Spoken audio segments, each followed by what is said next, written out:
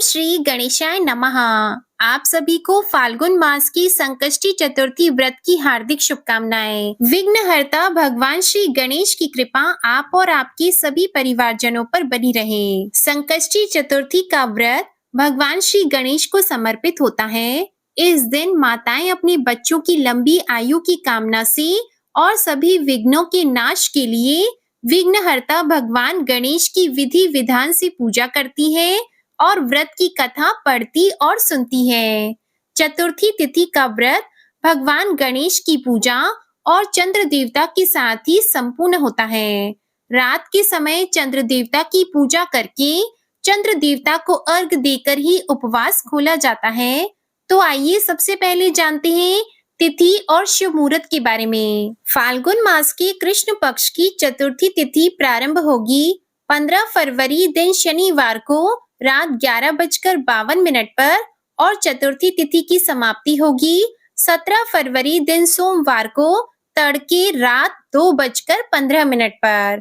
ऐसे में द्विज प्रिय संकष्टी चतुर्थी का व्रत 16 फरवरी दिन रविवार को रखा जाएगा। 16 फरवरी दिन रविवार को सूर्योदय का समय रहेगा सुबह 7:16, सूर्यास्त का समय रहेगा शाम 6:27 और इस दिन चंद्रोदय का शुभ मुहूर्त रहेगा रात 9:54। रात को चंद्र देवता की पूजा करने का शुभ मुहूर्त और व्रत खोलने का समय रात 9:54 के बाद से रहेगा। इस समय के बाद से आप कभी भी अपना उपवास खोल सकते हैं।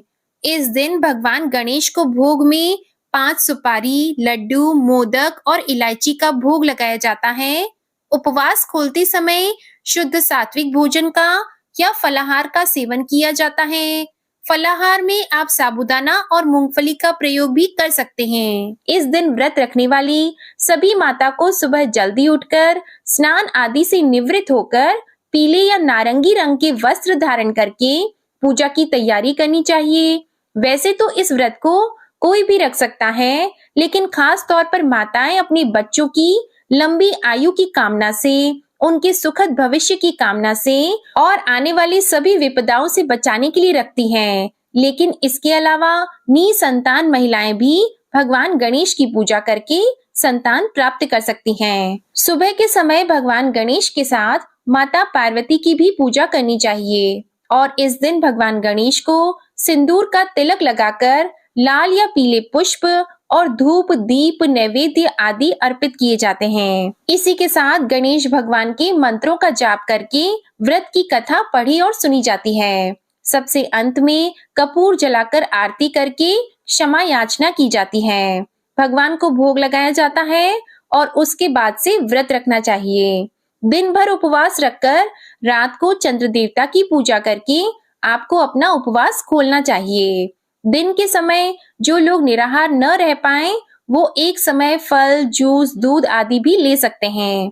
अब सुनिए संकष्टी चतुर्थी की कथा, जिसे सुनने मात्र से ही विघ्नहर्ता भगवान गणेश अपने भक्तों पर अपना आशीर्वाद बरसाते हैं और उनके सभी दुख, सभी विघ्न, सभी बाधाएं दूर कर देते हैं।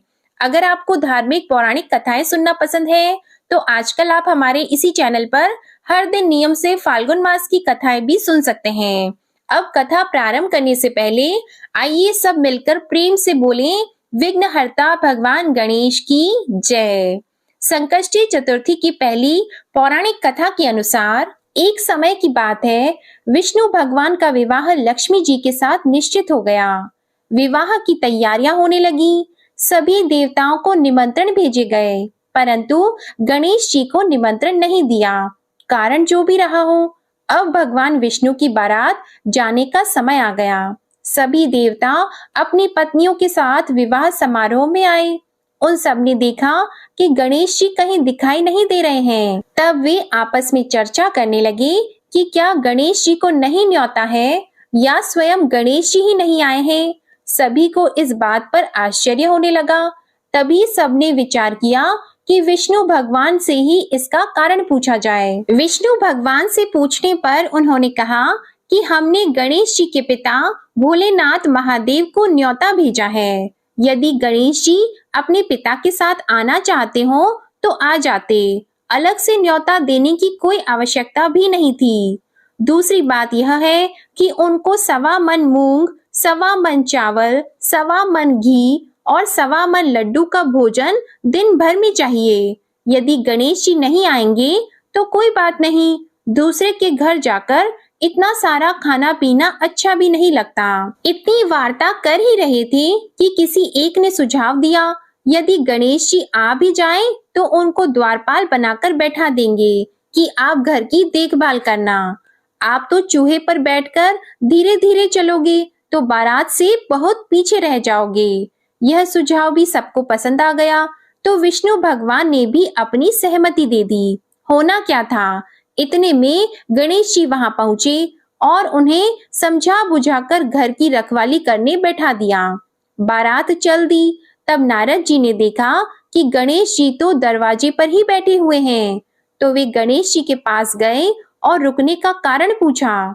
गणेश जी कहने लगे कि विष्णु भगवान ने मेरा बहुत अपमान किया है। नारद जी ने कहा कि आप अपनी मूषक सेना को आगे भेज दें तो वह रास्ता खोद देगी, जिससे उनके वाहन धरती में धंस जाएंगे। तब आपको सम्मान पूर्वक बुलाना ही पड़ेगा। अब तो गणेश जी ने अपनी मूषक सेना जल्दी से आगे भेज दी और सेना ने जमीन पोली कर दी। जब बारात वहां से निकली तो रथों के पहिए धरती में धंस गए। लाख कोशिश करें परंतु पहिए नहीं निकले। सभी ने अपने अपने उपाय किए परंतु पहिए तो नहीं निकले, बल्कि जगह जगह से टूट गए। किसी की समझ में नहीं आ रहा था कि अब क्या किया जाए। अब तो नारद जी ने कहा, आप लोगों ने गणेश जी का अपमान करके अच्छा नहीं किया। यदि उन्हें मनाकर लाया जाए तो आपका कार्य सिद्ध हो सकता है और यह संकट टल सकता है। शंकर भगवान ने अपने दूत नंदी को भेजा और वे गणेश जी को लेकर आए। गणेश जी का आदर सम्मान के साथ पूजन किया। तब कहीं रथ के पहिए निकले। अब रथ के पहिए निकल तो गए परंतु वे टूट फूट गए तो उन्हें सुधारे कौन। पास के खेत में खाती काम कर रहा था, उसे बुलाया गया। खाती अपना कार्य करने के पहले श्री गणेशाय नमः कहकर गणेश जी की वंदना मन ही मन करने लगा। देखते ही देखते खाती ने सभी पहियों को ठीक कर दिया।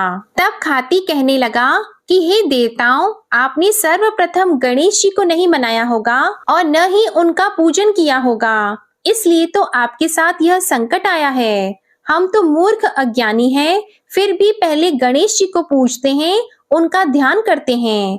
आप लोग तो देवतागण हैं, फिर भी आप गणेश जी को कैसे भूल गए।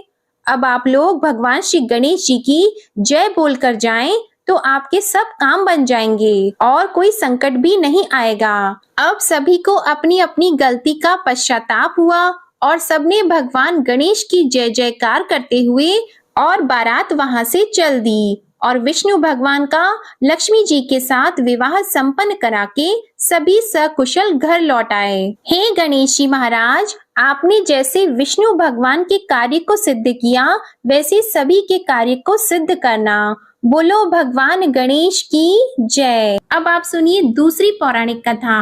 कथा के अनुसार एक बार सभी देवी देवता संकट में घिर गए थे और उसके निवारण के लिए वे भगवान शिव के पास कैलाश पर्वत पर जा पहुंचे। उस समय भगवान शिव और माता पार्वती अपने दोनों पुत्रों कार्तिकेय जी और गणेश जी के साथ बैठे हुए थे। देवताओं की समस्या सुनकर भगवान शिव ने अपने दोनों पुत्रों की तरफ देखा और उनसे पूछा कि आप दोनों में से देवताओं की इस समस्या का समाधान कौन कर सकता है। ये सुनते ही गणेश जी और कार्तिकेय जी दोनों ने एक ही स्वर में खुद को इसके योग्य बताया।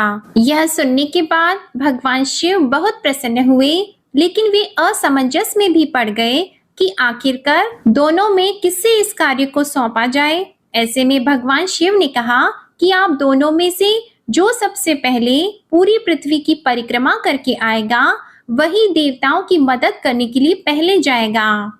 पिता की बात को सुनकर कार्तिकेय जी तो अपने वाहन मोर पर बैठकर पृथ्वी की परिक्रमा करने के लिए निकल गए, किंतु गणेश जी थोड़ा सोच में पड़ गए। एक तो उनका भारी भरकम शरीर, ऊपर से उनका वाहन भी मूषक था जो बहुत धीरे धीरे चलता था। अगर वो पृथ्वी की परिक्रमा लगाने के लिए जाए तो उन्हें बहुत समय लग जाता। फिर कुछ सोच विचार कर गणेश जी उठे और उन्होंने माता पार्वती जी और भगवान शिव जी की 7 बार परिक्रमा कर ली।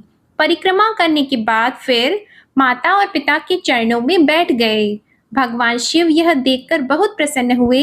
उन्होंने गणेश जी से परिक्रमा करने का कारण पूछा, तो गणेश जी ने बड़े भोलेपन से भोले शंकर को उस सवाल का जवाब देते हुए कहा कि माता पिता के चरणों में ही तो समस्त लोक होता है। उनके इस जवाब को सुनकर भगवान शिव अत्यंत प्रसन्न हुए और फिर गणेश जी को देवताओं की मदद करने का आदेश दे दिया। ऐसा कहा जाता है कि जो भी गणेश चतुर्थी के दिन विधि विधान से गणपति जी की पूजा अर्चना करेगा, उसकी सभी मनोकामनाएं पूर्ण होंगी और सभी कष्ट दूर हो जाएंगे। मान्यता है कि उसी दिन से गणेश चतुर्थी का ये दिन मनाया जाने लगा। इसलिए जो भी भक्त संकष्टी चतुर्थी के दिन भगवान श्री गणेश का पूजन करता है और रात में चंद्रमा को अर्घ देता है, उसके सभी प्रकार की सुख समृद्धि की प्राप्ति होती है और उसके धन ऐश्वर्य में कोई कमी नहीं रहती। तो ये थी संकष्टी चतुर्थी की व्रत कथा। आपको ये वीडियो पसंद आई हो तो इसे लाइक करके चैनल को सब्सक्राइब करना मत भूलिएगा। ओम श्री गणेशाय नमः।